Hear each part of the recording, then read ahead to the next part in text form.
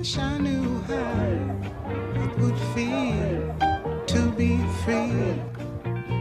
I wish I could break all the chains holding me.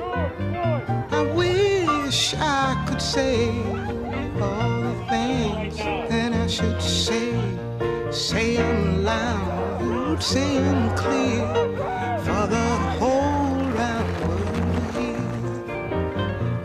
We don't want to be scared no more. 2020 is the year we fight back, and it's regardless of skin color. We're gonna change things, even if they try and silence us. We know too much to be silent, to do nothing. I do not feel safe in America. Nobody's held accountable.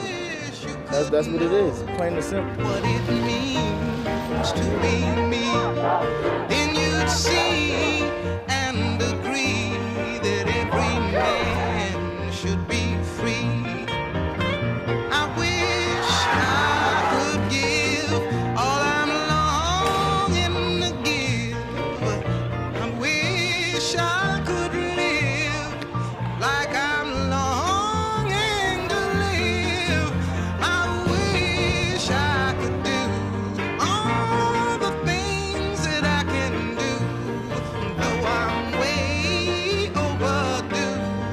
I'd be starting anew.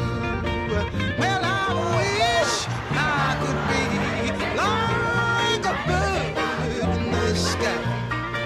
How sweet it would be if by my heart I could fly. I'd soar to the sun and look down at the sea. Then I'd sing, 'cause I know, yeah. And I'd sing, 'cause I know, yeah. And I'd sing, 'cause I know how it feels. I know how it feels to be free. Yeah, yeah, I know how it feels. That's how It's time for us to stand up in George's name and say, get your knee off our necks. Well, I'm joined now by the acclaimed American writer and poet Claudia Rankine. Her most recent work, Weather, about the death of George Floyd, in part, was published in the New York Times. Thank you for joining us. That Weather talked about as repairing our future. Do you see signs that we are doing that? Well, Kristen, thanks for having me on. Yes, the short answer is yes. I see signs of a commitment to do that at this point. Only time will tell how deep the changes are. People have made a lot of statements, corporations, individuals, saying that they will address the inequities that everybody knows are there. But, you know, what does that really mean? We have yet to see. And how will that change come, do you think? I mean, is it you know, do people just have to accept that this is slow and gradual and takes years? Or are there big breakthroughs that can be made now? Well, there's a big push to defund the police. As you know, in the United States, the police has been militarized, and people who are not equipped to handle situations are moving into calls where their only response seems to be to kill people. And that clearly is not good for Black people. It's not good for anybody. And so there has been a movement to defund the police. We'll see how far that gets. And in terms of the private sector, I think everybody's taking a hard look at how corporations have been built, how institutions are put together, who's at the head, who gets the umbrella of safety versus who is living to the workforce. I mean, yesterday we had the Justice Department asked to invalidate the Affordable Care Act, for example, during a pandemic. So what will that mean for all of America who uses that as their main health insurance?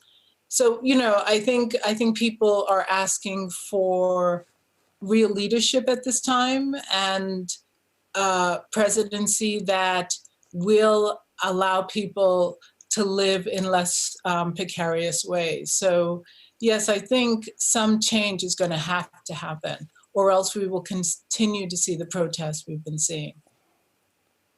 Well, what would you like to see to happen to the protest movement? Because, there's a feeling that it will inevitably die down, that people in power are saying this anger will pass, this is all going to calm down, people in our workplaces are going to stop making demands.